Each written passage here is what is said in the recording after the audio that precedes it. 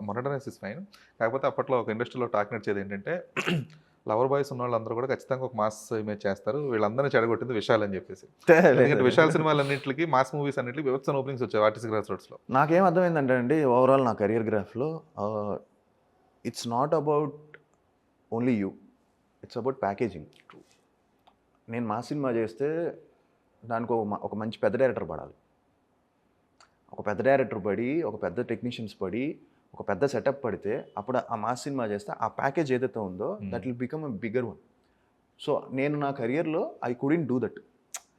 నాకు కుదరలేదు. నా ఫస్ట్ ఫిలిం తర్వాత నాకు నా నా- నా మీరు చూస్తే ఆ స్పాన్లో మళ్ళీ నాకు అంత పెద్ద డైరెక్టర్, అంత పెద్ద సెటప్ పడలా, పెద్ద బ్యానర్ పడలా. సో నాకు నేను ఈ ఓవరాల్ స్పాన్లో తెలుసుకుంది ఏంటంటే it's all about packaging. Your film is all about how you package it. So it's about how you market it. ఆ ప్యాకేజింగ్, ఆ బిగ్ బ్యానర్ సెటప్ అది పడలేదు మనకి. కుదరాలన్నీ. అన్నీ కుదరాలి, అది కుదరలేదు. శంబాలాకి వచ్చేసరికి మళ్ళీ శంబాలా సినిమా స్పెండ్ చేశారు మేకర్స్. స్పెండ్ అది కనబడుతుంది ఆన్ స్క్రీన్.